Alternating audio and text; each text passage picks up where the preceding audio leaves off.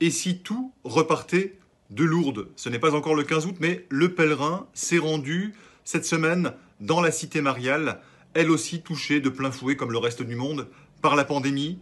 Nous y avons rencontré des élus, des commerçants, des salariés, sur le carreau et dans l'attente fiévreuse du retour des visiteurs et des pèlerins. Lourdes, qui souffre de la crise, mais Lourdes, lieu également de résilience où s'inventent déjà de nouvelles manières d'accueillir aujourd'hui et demain surtout des pèlerins et des malades. Dans le même numéro, découvrez également notre rencontre avec la documentariste Marie-Monique Robin, fille d'agriculteur, enquêtrice sur notamment les pandémies. Elle nous aide à mieux comprendre aujourd'hui notre rapport avec la nature. C'est à lire dans Le Pèlerin. Bonne semaine, bonne lecture. Bonjour, à la une de France Catholique cette semaine, l'écologie, nouvelle religion. L'homme est-il un animal comme les autres ou est-ce un nuisible? C'est ce que pensent certains écologistes qui jugent l'homme responsable, entièrement responsable de la dégradation de l'environnement. Ils prônent notamment la dénatalité pour réduire par exemple l'impact écologique.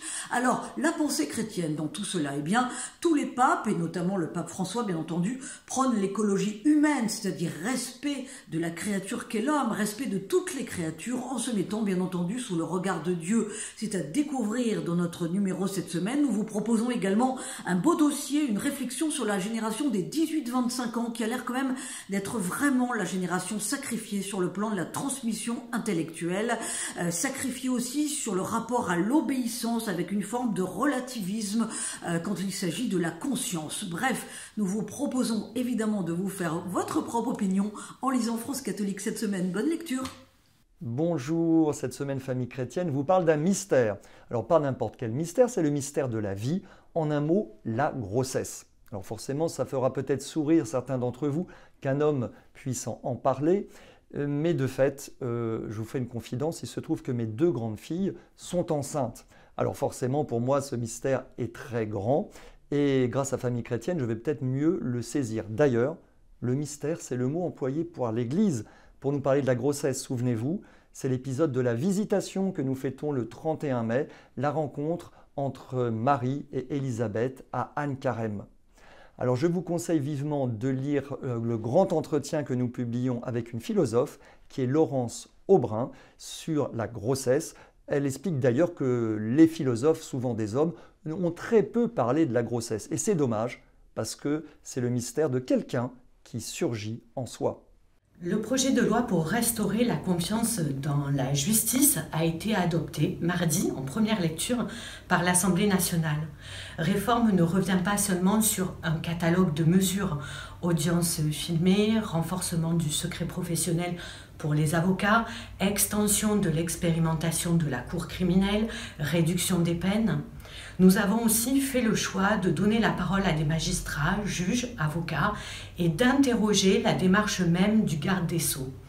Les propositions qui sont faites à travers ce projet de loi sont-elles de nature à servir l'ambition affichée, c'est-à-dire rétablir la confiance des Français dans l'institution judiciaire? Une confiance mise à mal par un certain nombre d'affaires, par l'opacité, la lenteur du système également.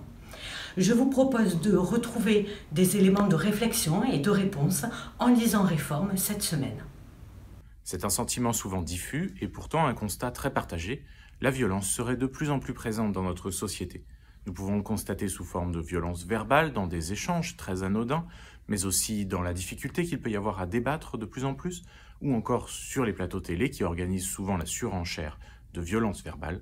Nous pouvons le constater aussi avec la violence physique, que ce soit au quotidien, dans des manifestations, ou encore par des manifestations dans la société, d'hyperviolence par moment dans tel ou tel fait divers.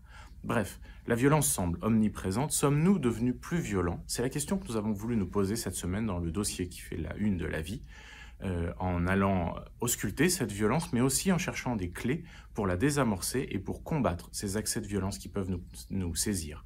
Tout cela est à retrouver en kiosque, bien sûr, mais aussi dès maintenant sur notre site internet et notre application mobile.